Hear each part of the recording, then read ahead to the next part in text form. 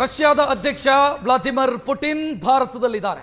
ಸ್ವಲ್ಪ ಹೊತ್ತಲ್ಲೇ ಅವರ ಅಧಿಕೃತ ಕಾರ್ಯಕ್ರಮಗಳು ಆರಂಭ ಆಗುತ್ತೆ. ನಿನ್ನೆ ಸಂಜೆನೆ ಭಾರತಕ್ಕೆ ಅವರು ಆಗಮಿಸಿದರು.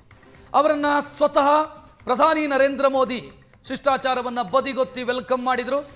4 ವರ್ಷಗಳ ಬಳಿಕ ಭಾರತಕ್ಕೆ ಬಂದಿದ್ದಾರೆ ವ್ಲಾದಿಮಿರ್ ಪುಟಿನ್.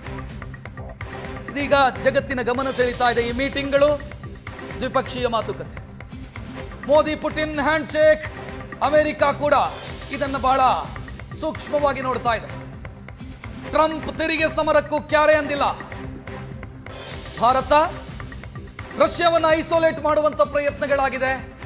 ಬಟ್ ಭಾರತ ತನ್ನ ಸ್ನೇಹಿತನ ಜೊತೆಗೆ ಗಟ್ಟಿಯಾಗಿ ನಿಂತಿದೆ. ಆಪತ್ಕಾಲದ ಸ್ನೇಹಿತ ರಷ್ಯಾ ಭಾರತದ ಪಾಲಿಗೆ ಅದು ಸೋವಿಯತ್ ಒಕ್ಕೂಟ ಇದ್ದಾಗಲೂ ರಷ್ಯವಾಗಿ ಬದಲಾದ ನಂತರ ಭಾರತದ ಪಾಲಿಗೆ ಆಪತ್ಕಾಲನ ಸ್ನೇಹಿತ. ಅಂತ ಸ್ನೇಹಿತನನ್ನ ಸಂಕಷ್ಟದ ಸಮಯದಲ್ಲಿ ಕೈ ಬಿಡುವಂತ ಕೆಲಸ ಭಾರತ ಮಾಡಿಲ್ಲ. ಪಾಶ್ಚಾತ್ಯ ಜಗತ್ತು ರಷ್ಯಾವನ್ನು ಐಸೋಲೇಟ್ ಮಾಡುವಂತ ಪ್ರಯತ್ನವನ್ನ ಮಾಡ್ತಿದ್ರೆ ಭಾರತ ಎಲ್ಲ ಒತ್ತಡಗಳ ಮಧ್ಯೆಯೂ ಕೂಡ ತನ್ನ ಸ್ನೇಹ, ವ್ಯಾಪಾರ, ವ್ಯವಹಾರ ಎಲ್ಲವನ್ನ ಕೂಡ ಹಾಗೆ ಮುಂದುವರಿಸಿದೆ. ಈ ಕಾರಣಕ್ಕಾಗಿ ಅಮೆರಿಕ ಸೇರಿ ಪ್ರಮುಖ ದೇಶಗಳು ಸದ್ಯ ಭಾರತದ ಮಣ್ಣಿನಲ್ಲಿರುವಂತ ವ್ಲಾದಿಮಿರ್ ಪುಟಿನ್ ಮತ್ತು ಮೋದಿ ಅವರ ಜೊತೆಗೆ ಏನು ಮಾತುಕತೆಗಳಾಗತ್ತೆ ಅನ್ನೋದರ ಬಗ್ಗೆ ಕುತೂಹಲ ಇದೆ. ನಿನ್ನೆಯ ದೃಶ್ಯ ಇದು. ಪುಟಿನ್ ಅವರು ಆಗಮಿಸಿದ ಸಂದರ್ಭದಲ್ಲಿ ಶಿಷ್ಟಾಚಾರವನ್ನು ಬದಿಗೊತ್ತಿ ಪ್ರಧಾನಿ ನರೇಂದ್ರ ಮೋದಿ ಅವರೇ ಸ್ವತಃ ಏರ್ಪೋರ್ಟ್ಗೆ ತೆರಳಿ ಅವರನ್ನ ಬರಮಾಡಿಕೊಂಡ್ರು. ಪ್ರಧಾನಿಯವರ ಕಾರಿನಲ್ಲೇ ಪುಟಿನ್ ಅವರು ಕೂಡ ಬಂದರು. ಆ ದೃಶ್ಯವನ್ನ ಕೂಡ ನೀವು ನೋಡಬಹುದು. ಒಮ್ಮೆ ಫ್ಲಾಶ್ ಬ್ಯಾಕಿಗೆ ಹೋದ್ರೆ ನಾವು ಶಾಂಘೈ ಶೃಂಗಸಭೆಯಲ್ಲಿ ನರೇಂದ್ರ ಮೋದಿ ಅವರು ಪುಟಿನ್ ಅವರ ಕಾರಲ್ಲಿ ಪ್ರಯಾಣ ಮಾಡಿದರು. ಈಗ ನರೇಂದ್ರ ಮೋದಿ ಅವರ ಕಾರಲ್ಲಿ ಪುಟಿನ್ ಅವರು ಪ್ರಯಾಣಿಸಿದರು. ಇದು ಫೋಟೋ, ನಿನ್ನೆಯ ಫೋಟೋ ಇದು. ಇಬ್ಬರು ಒಂದೇ ಕಾರಲ್ಲಿ ಪ್ರಯಾಣಿಸ್ತಾ ಇರುವಂತ ಫೋಟೋ. ಪುಟಿನ್ ಅವರ ಪ್ರಯಾಣಕ್ಕೆ ಅಂತ ಹೈ ಸೆಕ್ಯೂರಿಟಿ ಇರುವಂತ ಕಾರನ್ನು ತರಿಸಲಾಗಿತ್ತು. ಬಟ್ ನಿನ್ನೆ ಅವರು ಓಡಾಡಿದ್ದು ಮಾತ್ರ, ಅಥವಾ ನಿನ್ನೆ ಏರ್ಪೋರ್ಟ್ನಿಂದ ಪ್ರಧಾನಿ ನಿವಾಸಕ್ಕೆ ಬಂದಿದ್ದು ಪ್ರಧಾನಿಯವರ ಕಾರಿನಲ್ಲಿ, ಟೊಯೋಟಾ ಫಾರ್ಚುನರ್ ಕಾರ್ನಲ್ಲಿ ಬಂದರು. ಸೊ ಇದು ಏನ್ ಸಂಕೇತ ಅಂತಂದ್ರೆ ಈ ಎರಡು ದೇಶಗಳ ಮಧ್ಯೆ ಇರುವಂತ ಬಾಂಧವ್ಯ, ಸ್ನೇಹ, ಸಂಬಂಧ ಎಷ್ಟೊಂದು ಮಧುರವಾಗಿದೆ, ಎಷ್ಟೊಂದು ಗಟ್ಟಿಯಾಗಿದೆ ಅನ್ನುವಂತರ ಮುನ್ಸೂಚನೆ ಇದೆ. ರಾಜತಾಂತ್ರಿಕವಾಗಿ ಒಂದು ಮಾತಿದೆ, ಯಾವ ದೇಶವೂ ಕೂಡ ಪರ್ಮನೆಂಟ್ ವೈರಿಯೂ ಅಲ್ಲ, ಪರ್ಮನೆಂಟ್ ಸ್ನೇಹಿತರೂ ಅಲ್ಲ ಅಂತ. ಆದರೆ ರಷ್ಯಾದ ವಿಚಾರದಲ್ಲಿ ಭಾರತದ ಸ್ನೇಹ ಯಾವತ್ತೂ ಡಿಸ್ಟರ್ಬ್ ಆಗಿಲ್ಲ. ಇನ್ನು ಒಂದೊಂದೇ ಡೀಟೇಲ್ ನೋಡ್ತಾ ಹೋಗೋಣ. ಇವತ್ತಿನ ಸಾಧ್ಯತೆಯ ಬಗ್ಗೆ ಏನು ಒಪ್ಪಂದ ಆಗಬಹುದು ಅಥವಾ ನಿರೀಕ್ಷೆ ಏನು? 5ನೇ ತಲೆಮಾರಿನ ಸುಖೋಯ್ Su-57 ಈ ಯುದ್ಧ ವಿಮಾನವನ್ನ ಮಾರಾಟ ಮಾಡೋದರ ಬಗ್ಗೆ ರಷ್ಯಾ ಒಂದು ಆಫರ್ ಕೊಟ್ಟಿದೆ. ಇನ್ಫ್ಯಾಕ್ಟ್ ಭಾರತದ ಬತ್ತಳಿಕೆಯಲ್ಲಿ 5ನೇ ಜನರೇಷನ್ ಯುದ್ಧ ವಿಮಾನಗಳಿಲ್ಲ. ನಮ್ಮ ಬಳಿ ಇರೋದು ಅದು ರಫೇಲ್ ಯುದ್ಧ ವಿಮಾನ, ಅದು 4.5 ಜನರೇಷನ್ನ ಯುದ್ಧ ವಿಮಾನ. ಭಾರತಕ್ಕೆ ಅನಿವಾರ್ಯ ಇದೆ, ಅಗತ್ಯನೂ ಇದೆ 5ನೇ ಜನರೇಷನ್ನ ಯುದ್ಧ ವಿಮಾನಕ್ಕೆ ಸಂಬಂಧಿಸಿ. ಯಾಕಂತಂದ್ರೆ ನಮ್ಮ ವೈರಿ ರಾಷ್ಟ್ರ ಪಾಕಿಸ್ತಾನ ಚೈನಾದಿಂದ J-35 ಅನ್ನುವಂಥ ಯುದ್ಧ ವಿಮಾನವನ್ನು, 40 ಯುದ್ಧ ವಿಮಾನ 5th ಜನರೇಷನ್ ಖರೀದಿ ಮಾಡೋದಕ್ಕೆ ಹೊರಟಿದೆ. ಪಾಕಿಸ್ತಾನದ ಪೈಲಟ್ಗಳು ಚೀನಾದಲ್ಲಿ ತರಬೇತಿಯನ್ನು ಕೂಡ ಪಡೀತಿದ್ದಾರೆ ಅನ್ನುವಂಥ ಮಾಹಿತಿ ಇದೆ. ಈ ಕಾರಣಕ್ಕಾಗಿ ನಮಗೆ Su-57 ಒಂದು ಆಯ್ಕೆ. ಆ ಕಡೆ ಅಮೆರಿಕ ಅವರ F-35 ಅನ್ನುವಂಥ 5th ಜನರೇಷನ್ ಯುದ್ಧ ವಿಮಾನವನ್ನು ಭಾರತಕ್ಕೆ ಸೇಲ್ ಮಾಡೋಕೆ ಉತ್ಸುಕವಾಗಿದೆ. ಬಟ್ ರಷ್ಯಾ ಅದಕ್ಕಿಂತಲೂ ಬೆಟರ್ ಆದಂಥ ಒಂದು ಆಪ್ಷನ್ ಅನ್ನು ಭಾರತದ ಮುಂದಿಟ್ಟಿದೆ. ಯುದ್ಧ ವಿಮಾನದ ಜೊತೆಗೆ ಟೆಕ್ನಾಲಜಿ ಟ್ರಾನ್ಸ್ಫರ್ ಕೂಡ ಮಾಡ್ತೀವಿ ಅನ್ನುವಂಥ ಆಫರ್ ಕೊಟ್ಟಿದೆ. ಭಾರತ ಇದನ್ನು ಸ್ವೀಕರಿಸುತ್ತಾ? Su-57 ಯುದ್ಧ ವಿಮಾನವನ್ನು ಭಾರತ ಖರೀದಿ ಮಾಡುತ್ತಾ ಅನ್ನುವಂಥ ಪ್ರಶ್ನೆ ಇದೆ. ಇನ್ಫ್ಯಾಕ್ಟ್ ಭಾರತದ ಬತ್ತಳಿಕೆಯಲ್ಲಿ ಸುಖೋಯ್ ಸಂಸ್ಥೆಗೆ ಸೇರಿದಂಥ Su-30 ಯುದ್ಧ ವಿಮಾನ ಇದೆ ಮತ್ತು ಅತ್ಯಂತ ಹೆಚ್ಚು ಯುದ್ಧ ವಿಮಾನ ಇರೋದು ನಮ್ಮ ಬಳಿ Su-30ನೇ. 259 ಯುದ್ಧ ವಿಮಾನಗಳಿದ್ದಾವೆ. ಆ ಕಾರಣಕ್ಕಾಗಿ ಅದೇ ಕಂಪನಿಗೆ ಸೇರಿದಂಥ 5th ಜನರೇಷನ್ ಯುದ್ಧ ವಿಮಾನವನ್ನು ಭಾರತ ಖರೀದಿ ಮಾಡುತ್ತಾ ಅನ್ನೋ ಪ್ರಶ್ನೆ ಇದೆ. ಇವತ್ತು ಉತ್ತರ ಸಿಗಬಹುದು. 2ನೇ ಸಾಧ್ಯತೆ ಇರೋದು ರಷ್ಯಾದಿಂದ ಭಾರತ ಈಗಾಗಲೇ S-400 ಏರ್ ಡಿಫೆನ್ಸ್ ಸಿಸ್ಟಮ್ ಅನ್ನು ಖರೀದಿ ಮಾಡಿದೆ. ಈ S-400 ಏರ್ ಡಿಫೆನ್ಸ್ ಸಿಸ್ಟಮ್ ಜಗತ್ತಿನ ಉತ್ಕೃಷ್ಟ ದರ್ಜೆಯ ಏರ್ ಡಿಫೆನ್ಸ್ ಸಿಸ್ಟಮ್. ನಾವು 5 ಖರೀದಿ ಮಾಡಿದ್ದೀವಿ, 3 ಈಗಾಗಲೇ ಸಿಕ್ಕಿದೆ, 2 ಕೊಡೋದಕ್ಕೆ ಪೆಂಡಿಂಗ್ ಇದೆ. 2026 ಆಗಸ್ಟ್ ತಿಂಗಳ ಒಳಗೆ ಪೂರೈಸಬಹುದು ಅನ್ನುವಂಥ ನಿರೀಕ್ಷೆ ಇದೆ. S-400ನ ಸಂಖ್ಯೆಯನ್ನು ಇನ್ನಷ್ಟು ಹೆಚ್ಚು ಮಾಡುತ್ತಾ ಭಾರತ. ಗೇಮ್ ಚೇಂಜರ್ ಅದು ಆಪರೇಷನ್ ಸಿಂಧೂರ್ ಸಂದರ್ಭದಲ್ಲಿ ನಾವು ಗಮನಿಸಿದ್ವಿ. ಪಾಕಿಸ್ತಾನದ ಬಳಿ HQ-9 ಅನ್ನುವಂಥ ಏರ್ ಡಿಫೆನ್ಸ್ ಸಿಸ್ಟಮ್ ಇದೆ. ಭಾರತ S-400 ಅನ್ನು ಹೊಂದಿದೆ. S-400 ಖರೀದಿ ಮಾಡುವಾಗಲೂ ಕೂಡ ಅಮೆರಿಕ ತಕರಾರು ತೆಗೆದಿತ್ತು. ಅವರಿಂದ ಯಾಕೆ ಖರೀದಿ ಮಾಡ್ತೀರಿ, ನಮ್ಮ ಹತ್ರ ಥಾಡ್ ಅನ್ನುವಂಥ ಏರ್ ಡಿಫೆನ್ಸ್ ಸಿಸ್ಟಮ್ ಇದೆ, ಅದನ್ನು ಖರೀದಿ ಮಾಡಿ ಅಂತ ಹೇಳಿತ್ತು. ಭಾರತ ಒಪ್ಪಿರಲಿಲ್ಲ. S-400 ಅನ್ನು ಖರೀದಿ ಮಾಡ್ತು ಭಾರತ. ಭಾರತದ ನಿರ್ಧಾರ ಸರಿ ಇದೆ ಅನ್ನೋದಕ್ಕೆ ಆಪರೇಷನ್ ಸಿಂಧೂರ್ನಲ್ಲಿ ನಮಗೆ ಉತ್ತರ ಸಿಕ್ತು. S-400ನ ಎಫಿಷಿಯನ್ಸಿ ಏನು ಅನ್ನೋದು ಆಪರೇಷನ್ ಸಿಂಧೂರ್ ಸಂದರ್ಭದಲ್ಲಿ ಗೊತ್ತಾಗಿದೆ. ಮೂರನೇ ಸಾಧ್ಯತೆ S-500, ಇದರ ಅಡ್ವಾನ್ಸ್ ವರ್ಷನ್ನು. ಇದನ್ನು ಜಂಟಿಯಾಗಿ ಅಭಿವೃದ್ಧಿ ಪಡಿಸೋ ಬಗ್ಗೆ, ಇದನ್ನು ಖರೀದಿ ಮಾಡೋ ಬಗ್ಗೆ ಇಲ್ಲೂ ಕೂಡ ಒಪ್ಪಂದ ಆಗಬಹುದು ಅನ್ನುವಂಥ ಸಾಧ್ಯತೆ ಇದೆ. ಇನ್ಫ್ಯಾಕ್ಟ್ S-500 ರಷ್ಯಾದ ಬಳಿ ಆಲ್ರೆಡಿ ಇದೆ ಅನ್ನುವಂಥ ಮಾಹಿತಿ. 2021ರಿಂದಲೂ ರಷ್ಯಾದ ಬಳಿ ಇದೆ ಅದು. ಸೊ ಅದರ ಅಡ್ವಾನ್ಸ್ ವರ್ಷನ್ ಮತ್ತು ಅದನ್ನು ಇನ್ನಷ್ಟು ಅಭಿವೃದ್ಧಿಪಡಿಸುವ ವಿಚಾರದಲ್ಲಿ ಭಾರತ ಮತ್ತು ರಷ್ಯಾ ಜಂಟಿ ಒಪ್ಪಂದಕ್ಕೆ ಏನಾದರೂ ಬರ್ತಾರಾ ಅನ್ನೋದು. ಇನ್ನೊಂದು ಬಹಳ ಪ್ರಮುಖವಾಗಿರೋದು 800 ಕಿಲೋಮೀಟರ್ ವ್ಯಾಪ್ತಿಯ ಬ್ರಹ್ಮೋಸ್ ಕ್ಷಿಪಣಿ. ಬ್ರಹ್ಮೋಸ್ ಭಾರತ ಮತ್ತು ರಷ್ಯಾ ಜಂಟಿಯಾಗಿ ಅಭಿವೃದ್ಧಿಪಡಿಸಿದಂಥ ಕ್ರೂಸ್ ಮಿಸೈಲು. ಈ ಕ್ರೂಸ್ ಮಿಸೈಲ್ನ ವಿಶೇಷತೆ ಅಂತಂದ್ರೆ ಜಗತ್ತಿನ ಅತ್ಯಂತ ನಿಖರ ಮತ್ತು ಅದ್ಭುತವಾದಂಥ ಕ್ರೂಸ್ ಮಿಸೈಲ್ ಬ್ರಹ್ಮೋಸ್. ಬ್ರಹ್ಮಪುತ್ರ ಮತ್ತು ಮಾಸ್ಕೋವಾ ಅನ್ನೋ ನದಿಯ ಹೆಸರನ್ನ, ಬ್ರಹ್ಮಪುತ್ರ ಭಾರತದ್ದು, ಮಾಸ್ಕೋವಾ ಅದು ರಷ್ಯಾದು, ಈ ಎರಡು ನದಿಯ ಹೆಸರನ್ನ ಸೇರಿಸಿ ಇಟ್ಟಿರೋದು ಬ್ರಹ್ಮೋಸ್. ಬ್ರಹ್ಮೋಸು ಈಗ ನಮ್ಮ ಬಳಿ ಇರೋದು ಸೂಪರ್ಸಾನಿಕ್. ನೆಕ್ಸ್ಟ್ ಅದನ್ನು ಹೈಪರ್ಸಾನಿಕ್ ಆಗಿ ಅಭಿವೃದ್ಧಿಪಡಿಸಬೇಕು ಅನ್ನೋ ಯೋಚನೆ ಇದೆ. ಹೈಪರ್ಸಾನಿಕ್ ಅಂತಂದ್ರೆ ಶಬ್ದದ ವೇಗಕ್ಕಿಂತ 5 ಪಟ್ಟು ಹೆಚ್ಚು ವೇಗ. ಹೈಪರ್ಸಾನಿಕ್ ಕ್ಷಿಪಣಿಯನ್ನ ಅಭಿವೃದ್ಧಿಪಡಿಸುವ ಬಗ್ಗೆ, ಇದರ ಬಗ್ಗೆಯೂ ಕೂಡ ನಿರ್ಧಾರವನ್ನು ಏನಾದರೂ ತೆಗೆದುಕೊಳ್ತಾರಾ. ಇನ್ನು ನಾಗರಿಕ ಪರಮಾಣು ಇಂಧನ ಕ್ಷೇತ್ರದಲ್ಲಿ ಈಗಾಗಲೇ ರಷ್ಯಾ ಮತ್ತು ಭಾರತದ ಮಧ್ಯೆ ಒಪ್ಪಂದ ಇದೆ. ಅದನ್ನು ಇನ್ನಷ್ಟು ಸುಲಲಿತಗೊಳಿಸುವ, ಇನ್ನಷ್ಟು ತೀವ್ರಗೊಳಿಸುವಂಥ ಯೋಚನೆಯಲ್ಲೂ ಇದೆ.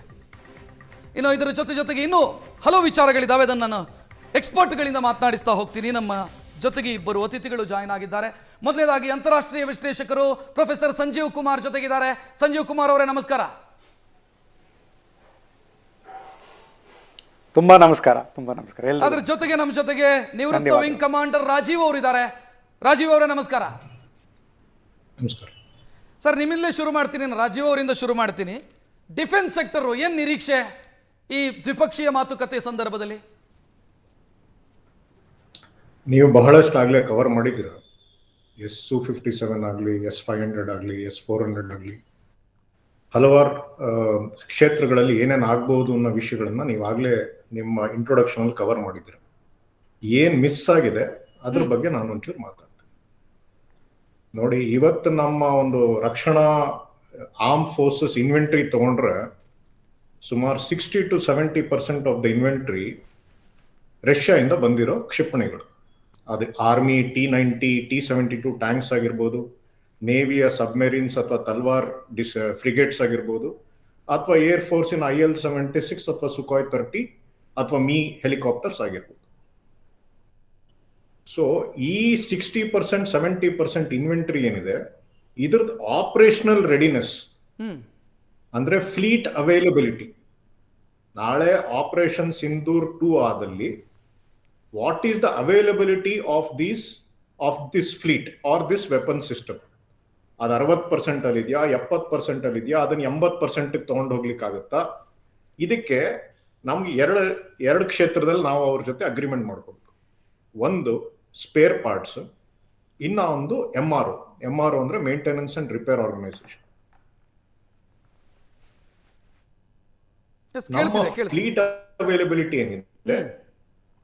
ನಮ್ಮ ಫ್ಲೀಟ್ ಅವೈಲಬಿಲಿಟಿ ಏನಿದೆ ಅದು ಈಗ ಎಷ್ಟಿದೆಯೋ ಅದಕ್ಕಿಂತ ಮೇಲ್ ಬರುತ್ತೆ.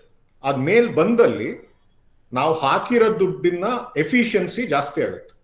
ಅಂದ್ರೆ ಆಗ್ಲೇ ವೆಚ್ಚ ಮಾಡಿರೋ ದುಡ್ಡು ಏನಿದೆ ನಾವು ವೆಪನ್ ಸಿಸ್ಟಮ್ ಮೇಲೆ, ಅದ್ರದ್ದು ಎಫಿಷಿಯನ್ಸಿ ಜಾಸ್ತಿ ಆಗುತ್ತೆ. ಅದು ಮೊದಲನೇದು. ಎರಡನೇದೇನಿದೆ ಅಂದ್ರೆ ನಮ್ಮ ಹತ್ರ ಏರ್ಕ್ರಾಫ್ಟ್ ಎಂಜಿನ್ ಅವೈಲಬಿಲಿಟಿ ತೊಂದರೆ ಇದೆ. Correct. We don't have the right technology. ಅದರಿಂದ ತೇಜಸ್ ಮೇಲೆ ನಮ್ಗೆ ಇಂಪ್ಯಾಕ್ಟ್ ಬಿದ್ದಿದೆ. ರಷ್ಯಾ ಹತ್ರ ಏರ್ಕ್ರಾಫ್ಟ್ ಎಂಜಿನ್ ಟೆಕ್ನಾಲಜಿ ಇದೆ. One of the few countries in the world ಎಲ್ಲಿ ಏರ್ಕ್ರಾಫ್ಟ್ ಎಂಜಿನ್ ಟೆಕ್ನಾಲಜಿ ಸೊಫಿಸ್ಟಿಕೇಶನ್ ಇದೆ. ಸೊ ಅವರಿಂದ ನಮ್ಗೆ ಆ ಟೆಕ್ನಾಲಜಿ ಬಂದಲ್ಲಿ ನಮ್ಮ ಈಗ ತೇಜಸ್ ಪ್ರೋಗ್ರಾಮ್ಗಾಗ್ಲಿ ಮುಂದೆ ನಮ್ಮ 5th ಜನರೇಷನ್ AMC ಏರ್ಕ್ರಾಫ್ಟ್ ಆಗಲಿ 2030 ಬರುತ್ತೆ ಅನ್ನೋ ಒಂದು ಪ್ಲಾನ್ ಇದೆ ನಮ್ದು. ಅದ್ ಎರಡರಲ್ಲೂ ನಮಗೆ ಸಹಾಯ ಆಗುತ್ತೆ. ಇದು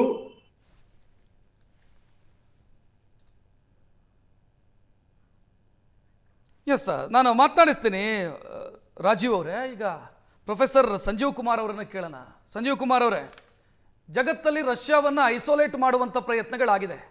ಈ ಹಂತದಲ್ಲೇ ಭಾರತ ಯಾವ ಕಾರಣಕ್ಕೂ ಕೂಡ ರಷ್ಯಾದ ಜೊತೆಗಿನ ಸಂಬಂಧ ಸ್ನೇಹವನ್ನು ಕಳ್ಕೊಳ್ಳುವಂಥ ಪ್ರಯತ್ನವನ್ನು ಯಾವತ್ತೂ ಮಾಡಿಲ್ಲ, ಏನೇ ಒತ್ತಡಗಳು ಬಂದರೂ ಕೂಡ. ಈ ಹಂತದಲ್ಲಿ ಎರಡು ದೇಶಗಳ ಮುಖ್ಯಸ್ಥರ ಮಧ್ಯೆ ನಡೀತಾ ಇರುವಂಥ ಈ ಮಾತುಕತೆ ಎಷ್ಟು ಪ್ರಾಮುಖ್ಯತೆಯನ್ನು ಪಡೆಯುತ್ತೆ? ಧನ್ಯವಾದಗಳು ರಕ್ಷತ್ ಅವರೇ. ಬಹಳ ಚೆನ್ನಾಗಿ ನೀವು ಬಿಡಿಸಿ ಪೀಠಿಕೆ ಕೊಟ್ಟಿದ್ದೀರಾ. ರಕ್ಷಾ ಕ್ಷೇತ್ರದಲ್ಲಿ ಏನೇನಾಗುತ್ತಂತ, ರಕ್ಷಣೆ ಕ್ಷೇತ್ರದಲ್ಲಿ ಏನೇನಾಗುತ್ತಂತ ಒಂದೆರಡು ವಿಷಯಗಳನ್ನ ಹೇಳ್ತೀನಿ. ಈಗ ಉತ್ತರ ಪ್ರದೇಶಲ್ಲಿ ಪ್ರೊಡಕ್ಷನ್ ಆಗ್ತಾ ಇದೆ AK-203, AK-47 ಇತ್ತಲ್ಲ, ಅದೇ AK-203 ಸ್ಮಾಲ್ ವೆಪನ್ಸ್ ಅಲ್ಲಿ ಬಹಳ ಅಸಾಲ್ಟ್ ರೈಫಲ್ ಆರ್ಮಿಗೆ. ಇನ್ನೊಂದು T-14 ಟ್ಯಾಂಕ್, ನಾವು T-72 T-90 ಎಲ್ಲ ಇತ್ತಲ್ಲ, ಅದರದ್ದು ರಿಫರ್ಬಿಷನ್ ಜೊತೆಗೇನೆ ರಷ್ಯಾ T-14 ಟ್ಯಾಂಕ್ನ T-14 ಟ್ಯಾಂಕ್ ಅಂದ್ರೆ ಅದು ಟರ್ಟ್ ಏನಿದೆಯಲ್ಲ, ಅದು ಆಟೋಮೆಟಿಕ್ ಆಗಿ ಮೂವ್ ಆಗುತ್ತೆ, ರೊಬಾಟಿಕ್. ಅದಕ್ಕೆ ಮ್ಯಾನ್ ಅವಶ್ಯಕತೆ ಇಲ್ಲ. 3 ಜನ ಅವಶ್ಯಕತೆ ಇರ್ತಾರೆ. 4 ಜನ ನಾರ್ಮಲ್ ಟ್ಯಾಂಕಿಗೆ 4 ಜನ ಬೇಕು, ಇದಕ್ಕೆ 3 ಜನ ಬೇಕಾಗ್ತಾರೆ. ಎರಡನೇದು. ಸೊ ಆರ್ಮಿಗೆ ಇದೆರಡು. ಪ್ಲಸ್ ಏನು ಚೇತಕ್ ಹೆಲಿಕಾಪ್ಟರ್ ಇದೆಯಲ್ಲ, ಅದು ಸ್ವಲ್ಪ ಪ್ರಾಬ್ಲಮ್ ಏನಪ್ಪಾ ಅಂದ್ರೆ, ಜನರಲ್ ಎಲೆಕ್ಟ್ರಿಕಲ್ ವರ್ಷಕ್ಕೆ 2-3 ಇಂಜಿನ್ಗಳು ಕೊಡ್ತಾರೆ. ವರ್ಷಕ್ಕೆ 2-3 ಇಂಜಿನ್ಗಳು ಕೊಟ್ಟರು ನಾವು ಅದನ್ನ ಅಸೆಂಬಲ್ ಮಾಡಿದ್ರೆ ಎಷ್ಟು ಹೆಲಿಕಾಪ್ಟರ್ ಆಯ್ತಪ್ಪ ನಮ್ಮ ಕಡೆ? 2-3 ಆಯ್ತು. ಈಗ ರಷ್ಯಾದ ಆಫರ್ ಏನಪ್ಪಾ, ಕಾಮಾವ್ ಹೆಲಿಕಾಪ್ಟರ್, ಅದು ರಿಪ್ಲೇಸ್ಮೆಂಟ್ ಆದರೆ ಅದರದ್ದು ಪ್ರೊಡಕ್ಷನ್ ಬಗ್ಗೆನೂ ಯೋಚನೆ ಆಗ್ತಾ ಇದೆ. ಸೊ ಇದು ಆರ್ಮಿ ಕ್ಷೇತ್ರದಲ್ಲಿ. ಈಗ ನಾವು ಏರ್ಫೋರ್ಸ್, ನೀವು ಹೇಳಿದಾಗೆ ಸುಖವಾಯ್ Su-57 ಅದ್ರ ಸ್ಟೆಲ್ತ್ ಕೆಪಾಸಿಟಿ ಏನಿದೆಯಲ್ಲ, ಲಾಸ್ಟ್ ಟೈಮ್ ನೋಡಿದ್ರೆ ನೀವು ಅದು ಡೀಲ್ ಕ್ಯಾನ್ಸಲ್ ಆಗಿತ್ತು. ಯಾಕಂದ್ರೆ ಒಂದು ಮ್ಯಾಪಿಂಗ್ ಮಾಡಿ ನೋಡಿದ್ರೆ 60% ಡಿಫೆನ್ಸ್ ಡೀಲ್ ಏನಿದೆಯಲ್ಲ ಇಂಡಿಯಾ ಮತ್ತು ರಷ್ಯಾದ್ದು 60% ಇದೆ. ಇಂಡಿಯಾದ ಏನೇನು ಡಿಫೆನ್ಸ್ ಪರ್ಚೇಸ್ ಇದೆ, ಉಳಿದಿದ್ದು ಫ್ರಾನ್ಸು, ಆಮೇಲೆ ಇಸ್ರೇಲು, ಅಮೆರಿಕ. ಆದರೆ 2090 ತನಕ ಏನು ಒಂದು ಆಲ್ಮೋಸ್ಟ್ 80% ಇತ್ತು, ಅದು ಕಮ್ಮಿ ಆಗ್ತಾ 2017 ಅಲ್ಲಿ ಏನು 60% ಇತ್ತು, ಅದು ಈಗ ರೀಸೆಂಟ್ ಆಗಿ ನೋಡಿದ್ರೆ ಬರೀ 36% ಬಂದಿದೆ. ಅಂದ್ರೆ ಡೈವರ್ಸಿಫೈ ಮಾಡಿದೆ. ನಾವು ಇಲ್ಲಿ indigenous production, make in India ಅದನ್ನು ಎಲ್ಲ ನೋಡ್ತಾ ಇದೀವಿ, ಪ್ರೈವೇಟೈಸೇಷನ್ ಆಫ್ ಡಿಫೆನ್ಸ್ ಪ್ರೊಡಕ್ಷನ್ ನೋಡ್ತಾ ಇದೀವಿ. ಬಟ್ ಅದ್ರ ಜೊತೆಗೆ ಏನು ಟೆಕ್ನಾಲಜಿ ಟ್ರಾನ್ಸ್ಫರ್ ಬಗ್ಗೆ ಏನು ಇಶ್ಯೂ ಆಗ್ತಾ ಇದೆ, ಲೈಕ್ ಕ್ರಯೋಜೆನಿಕ್ ಇಂಜಿನ್ ಇತ್ತಲ್ಲ, ಅದು ಸ್ಪೇಸ್ ಟ್ರಾನ್ಸ್ಫರ್ ಬಗ್ಗೆ ಏನು ಕ್ರಯೋಜೆನಿಕ್ ಟೈಮ್ ಅಲ್ಲಿ ಬಹಳ ಒಂದು ಕಾನ್ಫ್ಲಿಕ್ಟ್ ಇತ್ತು. ಕಾನ್ಫ್ಲಿಕ್ಟ್ ಅನ್ನೋಕ್ಕಿಂತ ಒಂದು ರಿಫ್ಟ್ ಇತ್ತು. ಈಗ ಟೆಕ್ನಾಲಜಿ ಟ್ರಾನ್ಸ್ಫರ್ ಆಗ್ತಿಲ್ಲ ಕ್ರಯೋಜೆನಿಕ್. ಬಟ್ ಈಗ ಆ ಒಂದು ಸ್ಟೇಜ್ ಕ್ರಾಸ್ ಆಗಿದೆ. ಯಾಕಂದ್ರೆ ಅದು ಬೋರಿಸ್ ಎಲ್ಸನ್ ಇರಾ, ಅದು 90s. ಈಗ ನೋಡಿದ್ರೆ ಬಹಳ ಟ್ರಾನ್ಸ್ಫಾರ್ಮೇಶನ್ ಆಗಿದೆ. ಒಂಥರ ಏನಿದೆ, ಇತಿಹಾಸ ಪುನಃ ಒಂದು ವಾಪಸ್ ಬಂದಿದೆ.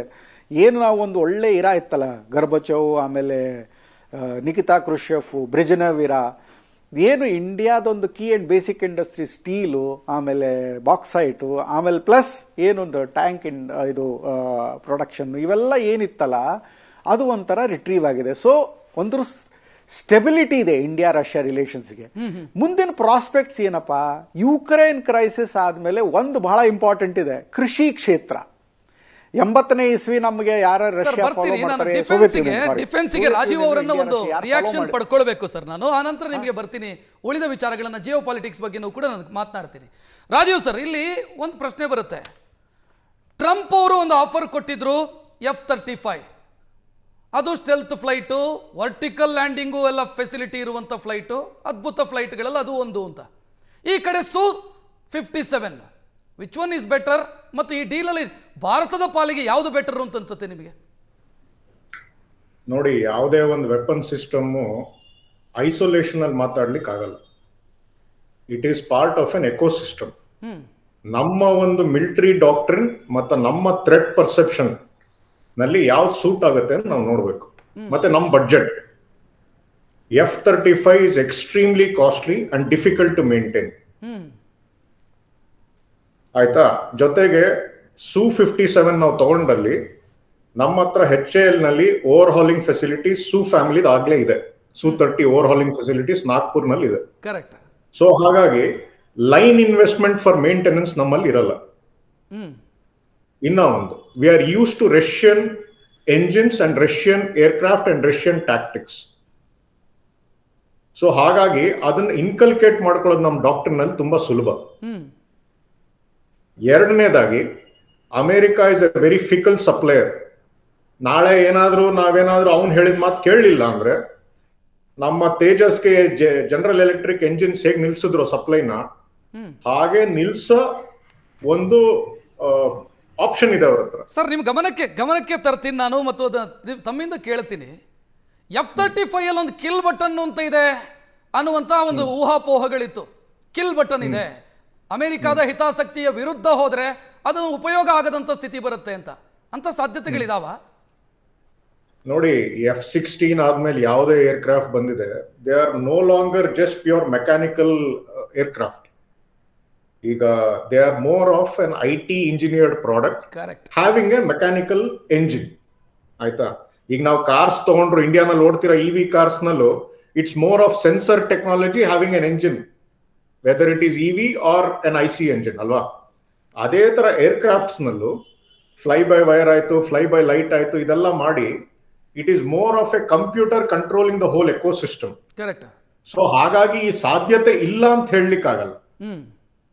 At the very least they will know where we are using the F-35, ಏನ್ ಮಾಡ್ತಿದೀವಿ ಅದ್ರ ಜೊತೆ, ಅದನ್ನ ಯಾವ ಆಪರೇಷನ್ಗೆ ಉಪಯೋಗಿಸಬಹುದು ಅಥವಾ ಉಪಯೋಗಿಸಿದೀವಿ, ಆ ತಿಳುವಳಿಕೆ, ಆ ಇಂಟೆಲಿಜೆನ್ಸ್ ಅವ್ರಿಗೆ ಸಿಗುತ್ತೆ. ಅದು ಕೂಡ ಭಾರತದ ಒಂದು ಸ್ಟ್ರಾಟಜಿಕ್ ಇಂಟ್ರೆಸ್ಟ್ಗೆ ವಿರುದ್ಧವಾದ್ದು. ಸೊ ಹಾಗಾಗಿ from a strategic and a tactical point of view, F-35 is inferior to Su-57 for Indian ecosystem. ಇದು ನನ್ನ opinion. Others who differ on this. This is an opinion ಅಷ್ಟೇ. ಎಸ್, ನಾನು Sanjeev Kumar sir, geopolitics ಬಗ್ಗೆ ಕೇಳ್ಬೇಕು ನಾನು ನಿಮ್ಮ ಹತ್ರ. ನಾನು ಆಗ್ಲೇ ಕೇಳಿದೆ, ಐಸೋಲೇಟ್ ಮಾಡೋ ಪ್ರಯತ್ನಗಳಾಗಿತ್ತು. ಈ ಹೊತ್ತಲ್ಲಿ ಸ್ವತಃ ಪ್ರಧಾನಿ ಹೋಗ್ತಾರೆ, ವೆಲ್ಕಮ್ ಮಾಡ್ತಾರೆ, ಶಿಷ್ಟಾಚಾರವನ್ನು ಸೈಡ್ಗಿಟ್ಟು ವೆಲ್ಕಮ್ ಮಾಡ್ತಾರೆ. ಪ್ರಧಾನಿಯವರ ಕಾರಲ್ಲೇ ಪುಟಿನ್ ಅವರು ಬರ್ತಾರೆ. ಏನ್ ಸಂದೇಶ ಕೊಡ್ತಿದೆ ಇದು ಜಗತ್ತಿಗೆ? 2026 ಬ್ರಿಕ್ಸ್ ಸಮಿಟ್ ಆಗುತ್ತೆ. ಈಗ ಬ್ರಿಕ್ಸ್ ಬರೀ 5 ರಾಷ್ಟ್ರಗಳಿಲ್ಲ, 10 ರಾಷ್ಟ್ರಗಳು. UAE ಜಾಯಿನ್ ಆಯಿತು, ಇರಾನು ಜಾಯಿನ್ ಆಯಿತು, ಎಲ್ಲ ಜಾಯಿನ್ ಆಯಿತು. ಬ್ರಿಕ್ಸ್ನ ಅಧ್ಯಕ್ಷತೆ ಭಾರತ ಮಾಡುತ್ತೆ, ಭಾರತ ಅದನ್ನು ಹೋಸ್ಟ್ ಮಾಡುತ್ತೆ. ಸೊ ಇಲ್ಲಿ ಏನು ಪ್ರಾಸ್ಪೆಕ್ಟ್ಸ್ ಕಾಣಬಹುದು? ರಷ್ಯಾ, ಇಂಡಿಯಾ, ಚೈನಾ, ಆಲ್ದೋ ಅಂತಾರಾಷ್ಟ್ರೀಯ ಸಂಬಂಧದಲ್ಲಿ ನೋಡಿದ್ರೆ ಐ ಟು ಐ ಎಷ್ಟೋ ವಿಷಯಗಳಲ್ಲಿ, ಬಾರ್ಡರ್ ಇಶ್ಯೂ ಆಯಿತು, ನದಿ ಇಶ್ಯೂ ಆಯಿತು, ಎಷ್ಟೋ ವಿಷಯಗಳಲ್ಲಿ ಒಂದು ಥರ ರಿಫ್ಟ್ ಇದೆ. ಇಂಡಿಯಾ ಚೈನಾ ಆಗಲಿ, ರಷ್ಯಾ ಚೈನಾನೂ ಆಗಲಿ. ಆದರೆ ಜಿಯೋ ಎಕನಾಮಿಕ್ ಕಾಂಟೆಕ್ಸ್ಟಲ್ಲಿ ಇಂಡಿಯಾ, ಚೈನಾ, ರಷ್ಯಾ, ಯಾಕಂದರೆ ಟ್ಯಾರಿಫ್ ವಾರ್ ಆದಮೇಲೆ ಈ 3 ಕಂಟ್ರಿಗಳು ಬಹಳ ಎಫೆಕ್ಟ್ ಆಗಿದ್ದಾವೆ. ಟ್ರಂಪ್ ಟ್ಯಾರಿಫ್ ವಾರ್ ಆದ ನಂತರ ಈಗ ಬ್ರಿಕ್ಸ್ನ ಮುಖಾಂತರ ಬ್ರಿಕ್ಸ್ ಸಮಿಟ್ ಆದಾಗ ಸೈಡ್ ಲೈನ್ಸಲ್ಲಿ ಭಾರತ, ರಷ್ಯಾ, ಚೈನಾ ಈ ಏನು 2 ಕ್ಷೇತ್ರ ಏನಿದೆ, space, rocket technology, solid fuel rocket technology ಬಗ್ಗೆ ಮಾತಾಡ್ತಾ ಇದ್ದಾವೆ. ಈಗ ಅದು ಒಂದು ಪ್ರಾಸ್ಪೆಕ್ಟ್ ಬರುತ್ತೆ. ಇನ್ನೊಂದು ಮೋಸ್ಟ್ ಇಂಪಾರ್ಟೆಂಟ್, ಇದು ರಾಜೀವ್ ಸಾಹೇಬ್ರು ಹೇಳ್ಬೋದು, ರೀಲಾಸ್ ಅಂತ ರಷ್ಯಾ ಇಂಡಿಯಾ ಲಾಜಿಸ್ಟಿಕಲ್ ಇದಿದೆ. ಅದು ನೇವಲ್ ಬೇಸಸ್ನ ರೀಫ್ಯೂಲಿಂಗಿಗೆ 2 ಕಂಟ್ರೀಸ್ ಯೂಸ್ ಮಾಡಿ, ಇದು ಬಹಳ ದೊಡ್ಡ ಒಂದು ಪ್ರಮಾಣದ ಡೆವಲಪ್ಮೆಂಟ್ ಬ್ರಿಕ್ಸ್ನ ಕಾಂಟೆಕ್ಸ್ಟ್ ಅಲ್ಲಿ. ಈಗ ಇಂಡೋ ಪೆಸಿಫಿಕ್ ಅಲ್ಲಿ most important battle Indo Pacific ಅಲ್ಲಿ ಇದೆ. ಈಗ ಅದು ರೀಲಾಸ್ ಆದ್ಮೇಲೆ ಆರ್ಕ್ಟಿಕ್ ಓಷನ್ ಏನಿದೆಯಲ್ಲ, ಆರ್ಕ್ಟಿಕ್ ನಲ್ಲಿ ಇರೋವಂಥ ಬಹಳ ಆಯಿಲ್ ಅಂಡ್ ಮಿನರಲ್ ರಿಸರ್ವ್ಸ್ ಏನಿದೆಯಲ್ಲ, ಅದನ್ನ ಇಂಡಿಯಾ ಟ್ಯಾಪ್ ಮಾಡೋ ಒಂದು ಕೆಪಾಸಿಟಿ ಬರುತ್ತೆ. ಪ್ಲಸ್ ಟ್ರೇಡ್ ರೂಟ್ ಏನಿದೆಯಲ್ಲ, ಅದು ಬಹಳ ರೀತಿಯಾಗಿ ಒಂದು ಕಡಿಮೆ ವೆಚ್ಚದಿಂದ ಬರುತ್ತೆ. ಅದು ರೀಲಾಸ್ ಥ್ರೂ ಇದು ಒಂದು ಟ್ರೇಡ್ ಪ್ಲಸ್, ಅದಕ್ಕೆ ಜಿಯೋ ಎಕನಾಮಿಕ್ ಅಂತ ಹೇಳ್ತೀನಿ ನಾನು. ಮೂರನೇದೇನಪ್ಪ ಅಂದ್ರೆ ಆರ್ಕ್ಟಿಕ್ ಇಂದ ರೂಟ್ ಸಿಕ್ತಂದ್ರೆ ಟ್ರೇಡ್ಗಂತೂ ಬೆನಿಫಿಟ್ ಆಗೇ ಆಗುತ್ತೆ. ಇನ್ನೊಂದು ಏನಿದೆ, ಟ್ರೇಡ್ ಬಗ್ಗೆ ಮಾತಾಡೋಣ ಸರ್. $60 billion ಇದೆ ಈಗ ಇಂಡಿಯಾ ಟ್ರೇಡ್ ವ್ಯವಹಾರಕ್ಕೆ ಸಂಬಂಧಿಸಿದಂತೆ ನಾನು ಮಾತನಾಡ್ತೀನಿ. ಆದ್ರೆ ಅದಕ್ಕಿಂತ ಮೊದಲು ಚಿಕ್ಕದೊಂದು ಬ್ರೇಕ್.